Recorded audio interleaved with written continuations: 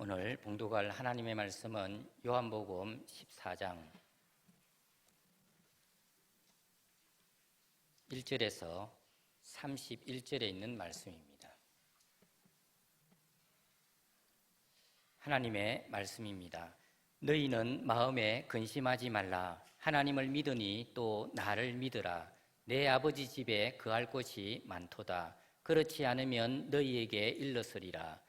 내가 너희를 위하여 거처를 예비하러 가노니 가서 너희를 위하여 거처를 예비하면 내가 다시 와서 너희를 내게로 영접하여 나 있는 곳에 너희도 있게 하리라. 내가 어디로 가는지 그 길을 너희가 아느니라. 도마가 이르되 주여 주께서 어디로 가시는지 우리가 알지 못하겠거늘 그 길을 어찌 알겠사옵나이까. 예수께서 이르시되 내가 곧 길이요 진리요 생명이니 나로 말미암지 않고는 아버지께로 올 자가 없느니라. 너희가 나를 알았더라면 내 아버지도 알았으리로다. 이제부터는 너희가 그를 알았고 또 보았느니라. 빌립이 이르되 주여 아버지를 우리에게 보여 주옵소서. 그리하면 족하겠나이다. 예수께서 이르시되 빌립아 내가 이렇게 오래 너희와 함께 있으되 네가 나를 알지 못하느냐. 나를 본 자는 아버지를 보았거늘 어찌하여 아버지를 보이라 하느냐.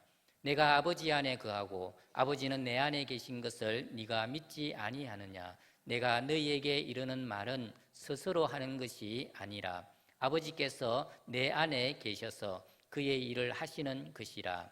내가 아버지 안에 거하고 아버지께서 내 안에 계심을 믿으라. 그렇지 못하겠거든 행하는 그 일로 말미암아 나를 믿으라. 내가 진실로 진실로 너희에게 이르노니 나를 믿는 자는 내가 하는 일을 그도 할 것이요 또한 그보다 큰 일도 하리니 이는 내가 아버지께로 감이라. 너희가 내 이름으로 무엇을 구하든지 내가 행하리니 이는 아버지로 하여금 아들로 말미암아 영광을 받으시게 하려 함이라. 내 이름으로 무엇이든지 내게 구하면 내가 행하리라. 너희가 나를 사랑하면 나의 계명을 지키리라. 내가 아버지께 구하겠으니 그가 또 다른 보혜사를 너희에게 주사 영원토록 너희와 함께 있게 하리니 그는 진리의 영이라. 세상은 능히 그를 받지 못하나니 이는 그를 보지도 못하고 알지도 못함이라. 그러나 너희는 그를 아나니 그는 너희와 함께 거하심이요 또 너희 속에 계시겠음이라. 내가 너희를 고아와 같이 버려두지 아니하고 너희에게로 오리라. 조금 있으면 세상은 다시 나를 보지 못할 것이로되 너희는 나를 보리니 이는 내가 살아있고 너희도 살아있겠음이라. 그날에 내가 아버지 안에 너희가 내 안에 내가 너희 안에 있는 것을 너희가 알리라. 나의 계명을 지키는 자라야 나를 사랑하는 자니 나를 사랑하는 자는 내 아버지께 사랑을 받은 것이요 나도 그를 사랑하여 그에게 나를 나타내리라. 가룟인 아닌 유다가 이르되 주여 어찌하여 자기를 우리에게는 나타내시고 세상에는 아니하려 하시나이까. 예수께서 대답하여 이르시되 사람이 나를 사랑하면 내 말을 지키리니 내 아버지께서 그를 사랑하실 것이요 우리가 그에게 가서 거처를 그와 함께 하리라. 나를 사랑하지 아니하는 자는 내 말을 지키지 아니하나니 너희가 듣는 말은 내 말이 아니요 나를 보내신 아버지의 말씀이니라.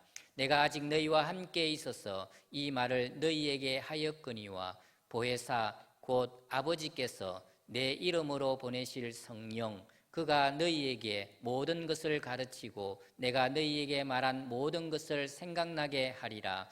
평안을 너희에게 끼치노니 곧 나의 평안을 너희에게 주노라. 내가 너희에게 주는 것은 세상이 주는 것과 같이 아니하니라. 너희는 마음에 근심하지도 말고 두려워하지도 말라. 내가 갔다가 너희에게로 온다 하는 말을 너희가 들었나니 나를 사랑하였더라면 내가 아버지께로 감을 기뻐하였으리라. 아버지는 나보다 크심이라. 이제 일이 일어나기 전에 너희에게 말한 것은 일이 일어날 때에 너희로 믿게 하려 함이라. 이후에는 내가 너희와 말을 많이 하지 아니하리니 이 세상의 임금이 오겠음이라. 그러나 그는 내게 관계할 것이 없으니 오직 내가 아버지를 사랑한 것과 아버지께서 명하신 대로 행하는 것을 세상이 알게 하려 함이라. 일어나라, 여기를 떠나자 하시니라. 아멘. 할렐루야. 살면서 힘들고 어려운 일을 누구나 겪습니다. 그렇지만 하나님께서 도우셔서 그 어려움을 이겨내지요.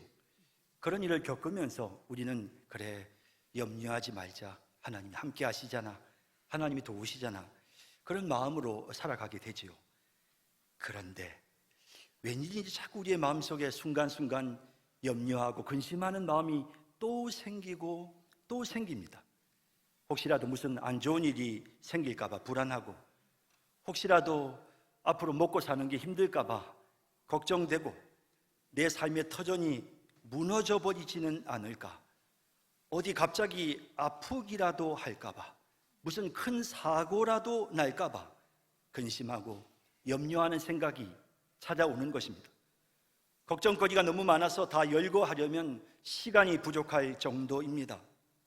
이런 염려와 불안이 우리의 마음속에 찾아올 때 우리는 과연 어떻게 해야 합니까? 본문에 제자들이 근심하고 불안해하는 모습이 나타납니다.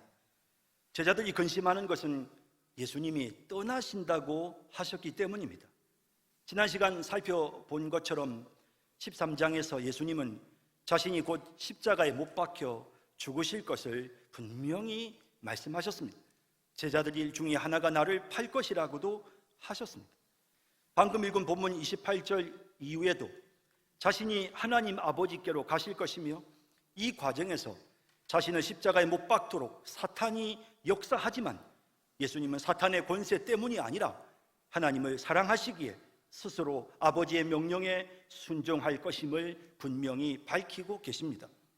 30절 31절에 이후에는 내가 너희와 말을 많이 하지 아니하리니 이 세상에 임금이 오겠습니다. 그러나 그는 내게 관계할 것이 없으니 오직 내가 아버지를 사랑하는 것과 아버지께서 명하신 대로 행하는 것을 세상이 알게 하려 함이로라 라고 분명히 말씀하시면서 사탄이 역사하고 자신이 십자가에 못 박히는데 이 모든 것이 하나님을 향한 예수님의 선택이고 순종이라는 사실을 말씀하십니다. 어쨌든 이런 표현들을 통해서 예수님은 계속해서 제자들에게 자신이 아버지의 나라로 떠날 것임을 분명히 하셨고, 제자들과 대화할 수 있는 시간이 얼마 남지 않으셨다는 사실도 말씀합니다. 그러니 제자들의 마음속에 불안감이 찾아오는 것은 너무도 당연한 것이죠. 그런 제자들의 마음을 아시고 예수님은 근심하지 말라라고 하십니다. 1절에 너희는 마음에 근심하지 말라, 하나님을 믿으니 또 나를 믿어라 라고 하십니다. 그리고 우리가 오늘 읽은 이 본문에 보면 제자들이 근심하지 않아도 되는 이유를 예수님이 계속해서 설명하십니다.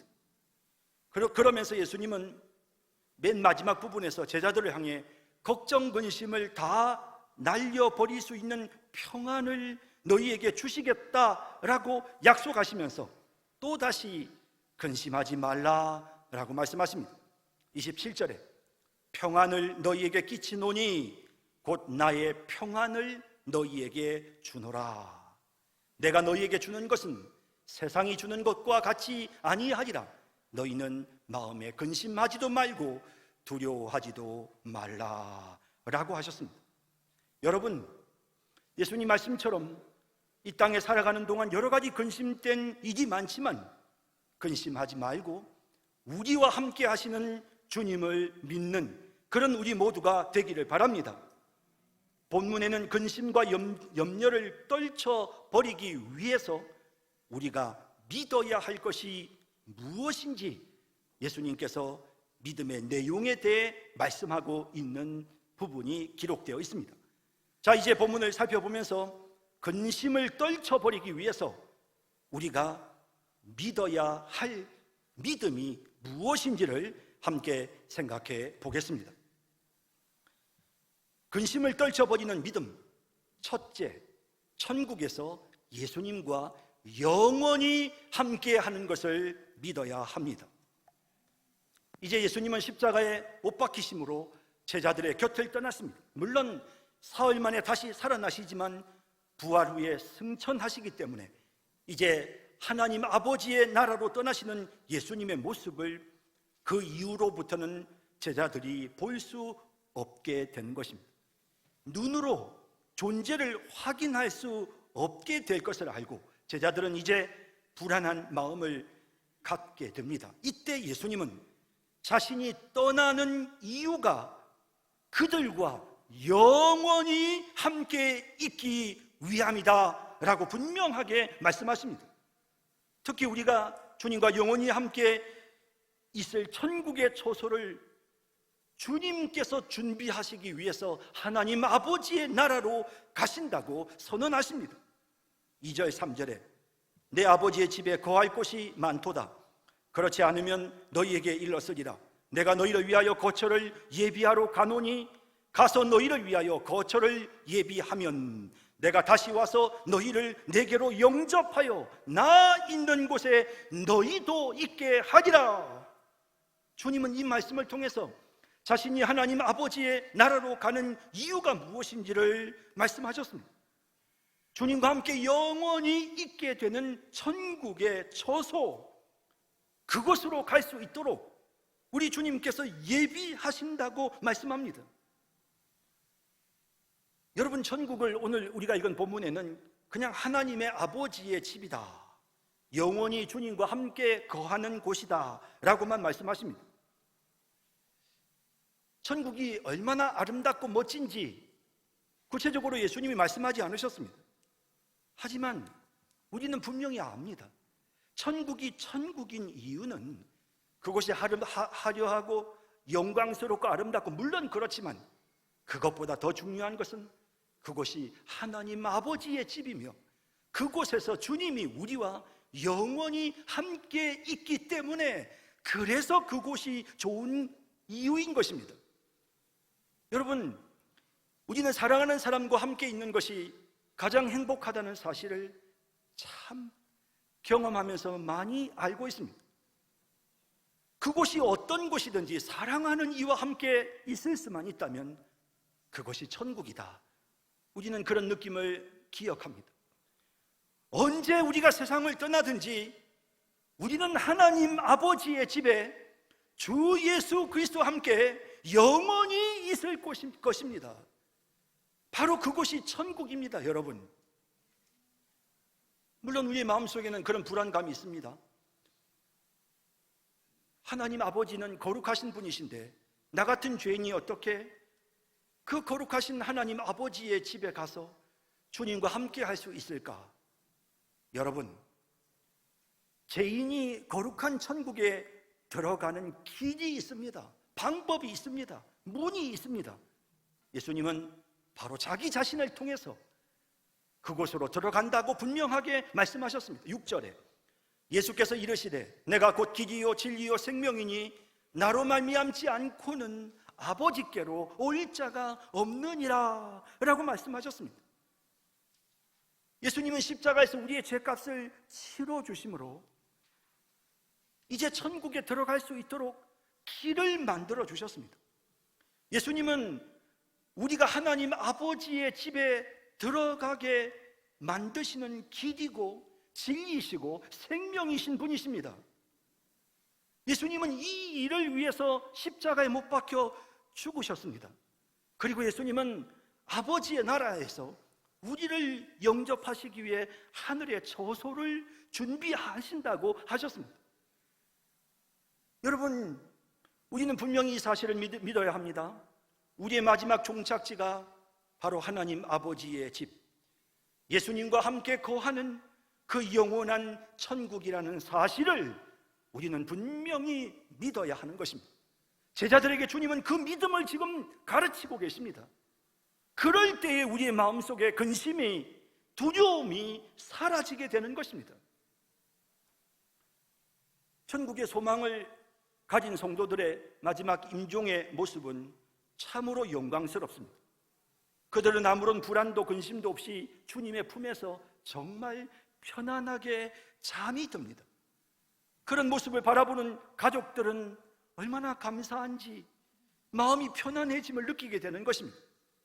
스데반은 마지막 임종의 순간에 하늘을 바라보았습니다. 그리고 예수님이 서 계신 하나님 아버지의 집, 자신이 영원히 거하게 될 천국을 바라보았습니다.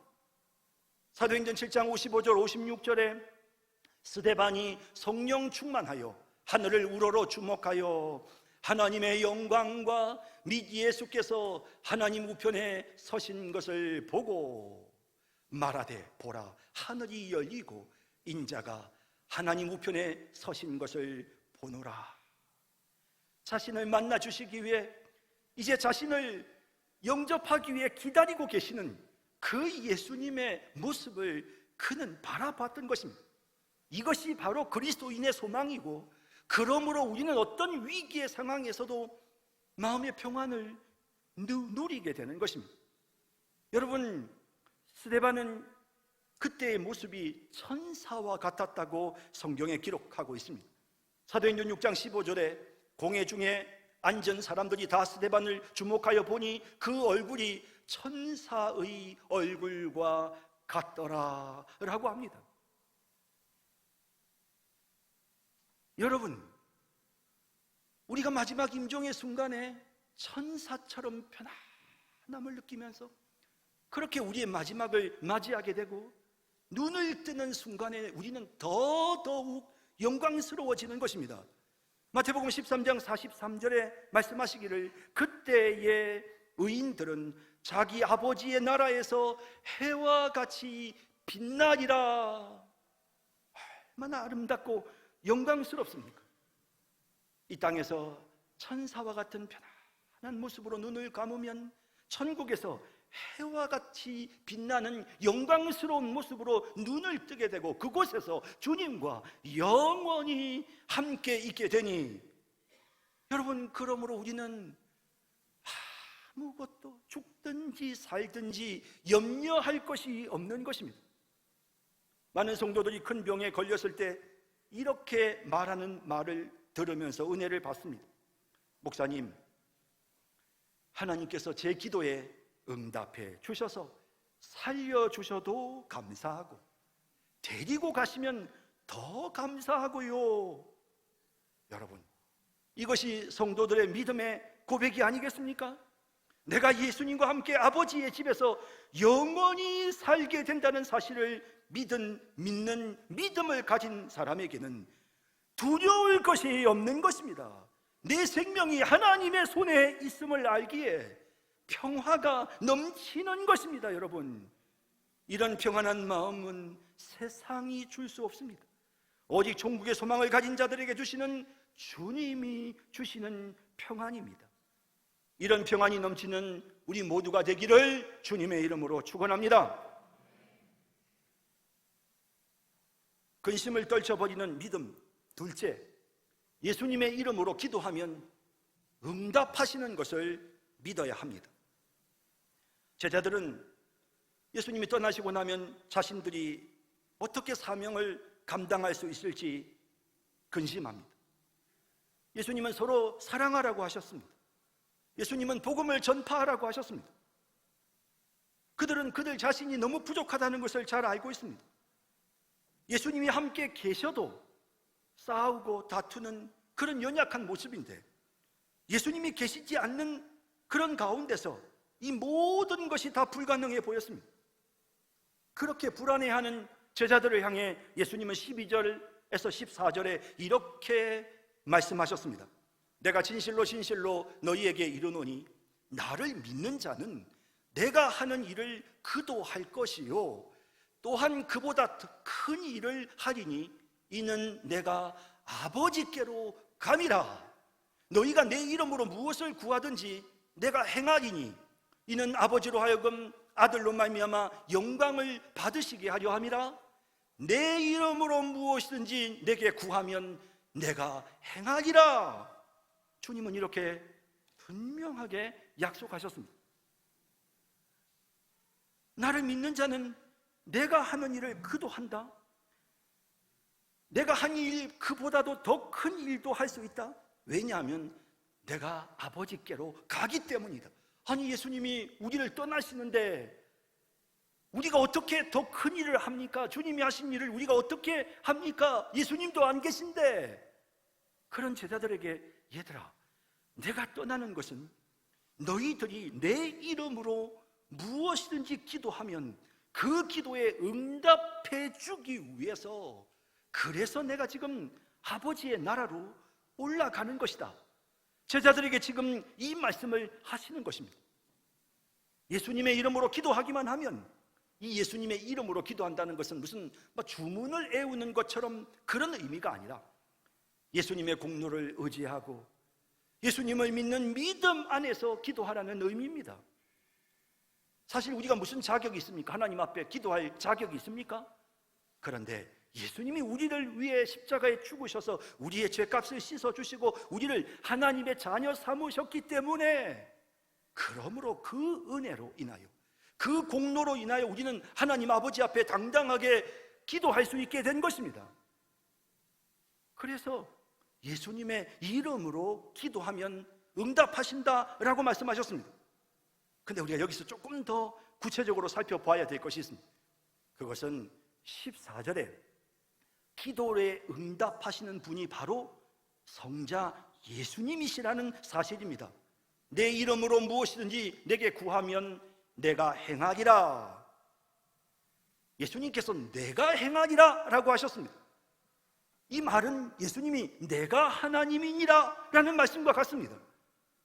사실 본문 7절에서 10절까지의 말씀을 쭉 살펴보면 예수님은 나를 본 자는 아버지를 본 것이니라 라고 말씀하셨습니다. 나를 아는 자는 하나님을 아는 것이니라 라고 말씀하셨습니다. 내가 아버지 안에, 아버지가 내 안에 있느니라 하시면서 내가 하는 모든 말은 하나님 아버지의 말씀이니라 라고 명확하게 말씀하셨습니다. 그러면서 제자들에게 그 사실을 믿으라 라고 말씀하셨습니다. 여러분, 예수님은 하나님이십니다. 우리가 예수님의 이름으로 기도하면 하나님이신 예수님께서 그 기도를 들으시고 응답해 주시는 것입니다. 우리 같은 죄인이 어떻게 사랑을 합니까? 우리 같은 죄인들이 어떻게 주님의 계명을 지킵니까? 21절에 나의 계명을 지키는 자라야 나를 사랑하는 자니 나를 사랑하는 자는 내 아버지께 사랑을 받을 것이요 나도 그를 사랑하여 그에게 나를 나타내리라. 문제는 우리가 어떻게 계명을 지키며 어떻게 우리가 주님을 사랑할 수 있습니까? 우리같이 연약한 자들이, 이때 주님은 본문의 문맥 속에서 말씀하십니다. 내 이름으로 무엇이든지 구하면 내가 행할 것이다. 내게 구하라. 그러면 내가 행할 것이다.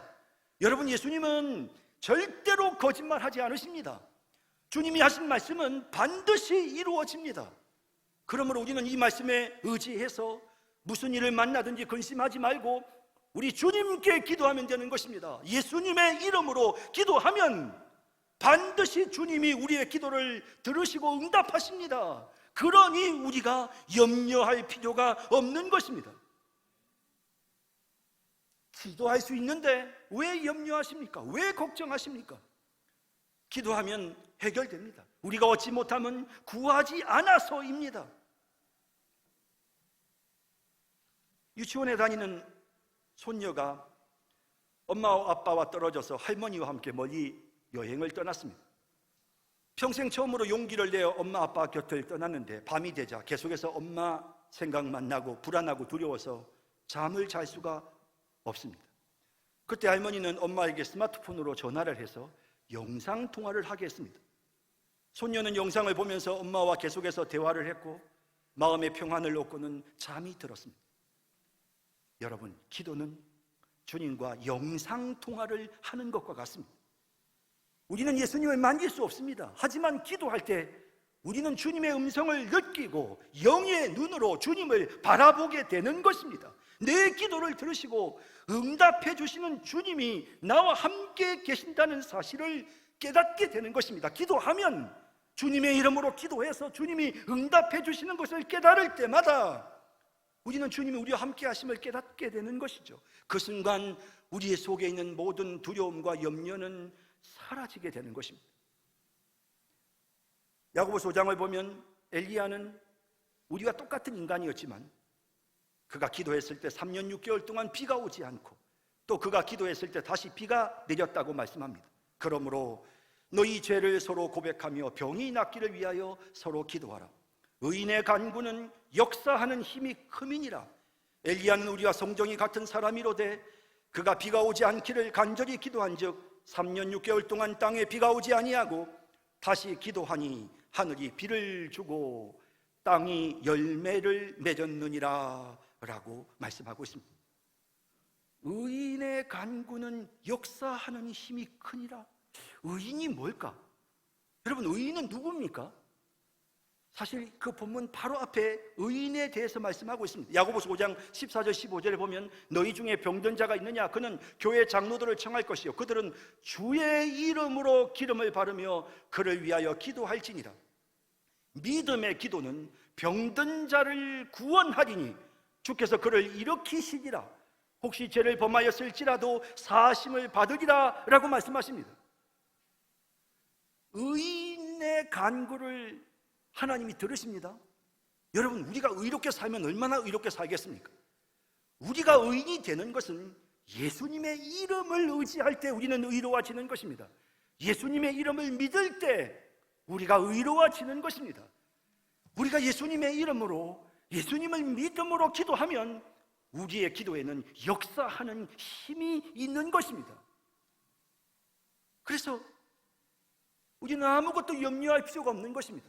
왜? 예수님의 이름으로 기도하면 역사가 일어나기 때문입니다. 그래서 빌립보서 4장 6절에 이렇게 말씀합니다. 아무것도 염려하지 말고 다만 모든 일에 기도와 간구로 너희 구할 것을 감사함으로 하나님께 아뢰라. 이것이 바로 그리스도인의 삶인 것입니다. 예수님은 아버지의 나라로 가셨습니다. 제자들은 헤어졌다고 생각했습니다. 불안했습니다. 그러나 예수님이 아버지의 나라로 가신 이유는 한 가지입니다. 우리의 기도를 들어주시기 위해서, 우리의 기도에 응답해 주시기 위해서. 그래서 예수님은 하나님 아버지의 나라로 가셨습니다. 끊임없이 예수님은 나를 믿어라, 나를 믿어라 라고 말씀하십니다. 우리의 기도를 들으시기 위해 아버지의 나라로 가신, 그리고 우리의 기도에 응답해 주시고 역사하시는 그 주님을 믿어라, 믿어라 라고 말씀하십니다.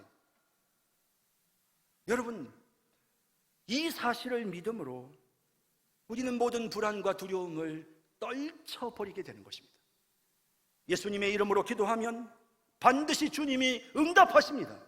이 사실을 분명하게 믿고 어떤 어려움 속에서도 기도함으로 하나님의 놀라운 역사를 체험하는 우리 모든 성도님들이 다 되시기를 바랍니다. 근심을 떨쳐버리는 믿음 셋째, 보혜사 성령을 통해 우리와 함께 하시는 예수님을 믿어야 합니다. 예수님은 2000년 전에 이 땅에 와서 우리 인간들과 함께 하시면서 우리의 죄를 용서해 주셨습니다. 그래서 예수님이 이제부터는 너희들끼리 알아서 살아라 라고 하시면서 우리를 버리시는 그런 주님은 아니십니다. 예수님은 자신이 아버지의 나라로 가신다는 말을 듣고 근심하는 제자들을 향해 18절에 내가 너희를 고아와 같이 버려두지 아니하고 너희에게로 오리라 라고 말씀하셨습니다. 버려두지 않겠답니다. 예수님이 항상 너희에게 와서 너희와 항상 있겠다고 하셨습니다. 예수님이 승천하시기 직전 마지막으로 제자들에게 말씀하실 때도 역시 이 말씀을 하셨습니다. 마태복음 28장 18절에서 20절에 보면 예수께서 나와 말씀하여 이르시되 하늘과 땅의 모든 권세를 내게 주셨으니 그러므로 너희는 가서 모든 민족을 제자로 삼아 아버지와 아들과 성령의 이름으로 세례를 베풀고 내가 너희에게 분부한 모든 것을 가르쳐 지키게 하라. 볼지어다 내가 세상 끝날까지 너희와 항상 함께 있으리라 라고 말씀하셨습니다. 아니, 예수님이 떠나시면서 함께 있으리라, 끝날까지 항상 함께 있으리라 말씀하시는 게 이게 말이 앞뒤가 맞지 않는 것 같은 느낌이 들지 않습니까? 그러나 예수님은 분명히 내가 너희와 항상 함께 있으리라 하셨습니다. 어떻게 함께 하신다는 겁니까? 본문 16절에서 17절에서 또 26절에서 예수님은 이 사실을 이렇게 정확하게 설명해 주십니다. 내가 아버지께 구하겠으니 그가 또 다른 보혜사를 너희에게 주사 영원토록 너희와 함께 있게 하리니 그는 진리의 영이라. 세상은 능히 그를 받지 못하나니 이는 그를 보지도 못하고 알지도 못함이라. 그러나 너희는 그를 아나니 그는 너희와 함께 거하시며 또 너희 속에 계시겠습니다. 26절도 마찬가지입니다. 보혜사 곧 아버지께서 내 이름으로 보내실 성령 그가 너희에게 모든 것을 가르치고 내가 너희에게 말한 모든 것을 생각나게 하리라. 얼마나 신비로운 일입니까? 우리 주님께서 떠나가신 후에, 아버지의 나라로 가신 후에 우리를 고아처럼 버려두시는 것이 아니고 성령님을 보내셔서 하나님 아버지의 영이시고 성자 예수님의 영이신 성령 보혜사 성령님을 보내셔서 우리와 함께 하시겠다고 말씀하고 있는 것입니다. 예수님은 그 보혜사를 다른 보혜사, 성령을 다른 보혜사라고 설명하셨습니다. 이 보혜사라고 하는 이 단어, 이 뜻이 뭐냐면 돕는 사람, 상담해주는 사람, 변호해주는 사람, 위로해주는 사람, 아주 그런 뜻들이 있습니다. 이 보혜사이신 성령, 이 성령을 다른 보혜사라고 말씀하신 것은 예수님이 보혜사, 예수님이 제자들에게 항상 상담자셨고 위로자였고 가르치시는 분이셨고 그들을 돕는 분이셨습니다. 그런데 예수님은 또 다른 보혜사를 너희에게 보내줄 것이다. 그 보혜사 바로 성령이시다. 그 성령이 나처럼 너희들을 보호하고 너희를 돕고 너희들과 함께하며 너희를 위로해 줄 것이다 라고 말씀하셨던 것입니다. 여러분, 성부 하나님께서, 성자 예수님께서 우리에게 성령을 보내셨습니다. 그 성령이 지금 우리 안에 들어와서 우리를 예수 믿게 만드셨습니다. 그 보혜사 성령이 지금 우리 안에 계시기 때문에 우리는 느낍니다. 뭘 느끼느냐 하면 하나님이 나와 함께 하신다는 사실을 느끼는 것입니다. 여러분, 놀랍지 않습니까? 하나님이 나와 함께 하신다는 게 느껴집니다. 예수님이 내 기도를 들으신다는 게 느껴집니다. 성령께서 지금 나와 동행하신다는 게 느껴집니다. 어떻게? 성령이 지금 우리 안에서 역사하시는 것입니다. 그 성령이 성부와 성자와 함께 하시면서 삼위일체 하나님이 지금 우리 안에 거하시고 우리와 함께 하시는 놀라운 일들이 일어나는 것입니다. 이 일을 위해서 우리 주님이 아버지의 나라로 가셨습니다. 2000년 전 팔레스틴 땅에 33년 동안 육신의 모습으로 오셨던 성자 예수님이 제자들을 떠나가실 때 제자들은 너무나도 불안해했습니다. 하지만 성자 예수님은 하늘로 아버지의 나라로 가셔서 그곳에서 자신의 영이신 성령을 모든 민족, 모든 세대에 보내주셨습니다. 2000년 전 팔레스틴 땅에만 머물러 있는 하나님이 아니시라 지금 이 시간, 아니 모든 역사의 모든 시대에 모든 장소의 모든 민족에게 성부 하나님과 성자 예수님은 성령을 보내셔서 그들과 함께 해주십니다. 하나님의 자녀들과 함께 해주시는 것입니다. 그래서 우리는 임마누엘 하나님을 날마다 경험하고 주님이 나와 동행하십니다라고 고백하는 이런 아름다운 삶을 살게 되는 것입니다. 성도 여러분, 그러니 우리가 염려할 필요가 없는 것입니다. 염려하면 열매를 맺지 못합니다. 씨 뿌리는 비유에 나오는 가시떨기 밭에 떨어진 씨는 세상의 염려 때문에 열매를 맺지 못하는 그런 씨를 말씀합니다. 베드로전서 5장 7절에 너희 염려를 다 주께 맡기라 이는 그가 너희를 돌보심이라고 말씀하고 있습니다. 히브리서 13장 5절 6절에는 주님이 우리와 함께 하시니 돈 때문에 염려하지 말라 하십니다. 돈을 사랑하지 말고 있는 바를 족한 줄로 알라. 그가 친히 말씀하시기를 내가 결코 너희를 버리지 아니하고 너희를 떠나지 아니하리라 하셨느니라. 그러므로 우리가 담대히 말하되 주는 나를 돕는 이시니 내가 무서워하지 아니하겠노라. 사람이 내게 어찌하리요 하노라 라고 분명하게 말하고 있는 것입니다. 여러분 무엇 때문에 두려워하십니까? 성부, 성자, 성령 하나님께서 지금 입체적으로 우리와 함께 하십니다. 하나님이 하늘에 계시고 온 우주에 계시며 각 성도들의 마음속에 계시고 우리의 입술에 계시고 우리의 손짓과 발짓에 지금 삼위 하나님이 함께 하고 계시는 것입니다. 우리의 변호사이시고 우리의 상담자이시고 우리의 위로자이시며 우리의 조력자이신 보혜사 파라클레토스 보혜사 성령 하나님께서 지금 우리와 함께 계시는데 우리가 무엇을 두려워할 것이 있습니까? 주님께 다 맡기십시다. 주님이 주시는 평강을 누리면서 사는 그런 우리 모두가 되기를 주님의 이름으로 축원합니다. 이제 말씀을 맺겠습니다. 1세기 초대교회 문서들을 보면 그리스도인들의 이름 앞에 티테디오스라는 말이 붙어 있습니다. 티테디오스 바울, 티테디오스 요한. 이 말의 뜻은 결코 염려하지 않는 사람이다라는 뜻입니다. 믿음으로 모든 근심과 염려를 떨쳐버리고 담대한 인생을 살았던 그리스도인들에게 초대교회 성도들은 티테디오스, 결코 염려하지 않는 사람이라는 별명을 붙여 주었던 것입니다. 우리는 티테디오스라는 별명이 붙은 그리스도인입니다. 티테디오스 신성열, 티테디오스 박성철, 우리 한 사람 한 사람의 이름 앞에 티테디오스, 염려하지 않는 사람이라는 별명이 붙어야 합니다. 그것이 바로 믿음의 증거입니다. 성부, 성자, 성령 하나님이 우리와 함께 하신다는 믿음의 증거인 것입니다. 무슨 힘든 일을 만나도 심지어 병원에서 사형 선고를 받았다 해도 성령께서 나를 치료하십니다. 나를 보호하십니다. 예수님의 이름으로 기도하면 반드시 예수님이 내 기도를 들으시고 응답하십니다. 그런 믿음을 갖고 근심을 떨쳐버려야 되는 것입니다.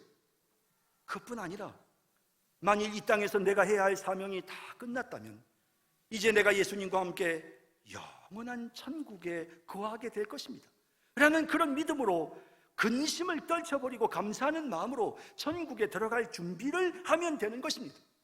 이것이 바로 우리 그리스도인의 모습입니다. 주님은 우리에게 말씀하십니다. 아무것도 근심하지 말라. 내가 너희와 함께 하느니라. 내가 너희를 돕느니라. 내가 너희를 붙잡느니라. 너희가 이 땅에서 눈 감으면 내가 너희를 천국으로 인도하느니라. 염려하지 말라. 무서워하지 말라. 주님이 이렇게 말씀하십니다. 그 약속의 말씀을 믿고 근심을 떨쳐버리고 평강 가운데 살아가는 우리 모든 성도들이 되시기를 주님의 이름으로 축복합니다. 사랑의 주님, 오늘 이 시간 하나님의 말씀을 통해서 우리 자신을 돌아보며 우리가 가져야 될 바른 믿음이 무엇인지를 깨닫게 하신 주님, 약속의 말씀을 붙잡습니다. 우리의 마음속에서 모든 염려와 불안과 근심을 제거해 주시고 주님이 주시는 놀라운 평화가 날마다 우리의 삶 속에 넘치도록 주님이 우리와 함께 하신다는 이 믿음 안에서 살아가는 그런 저희들이 되게 하여 주옵소서. 예수님의 이름으로 기도드립니다. 아멘.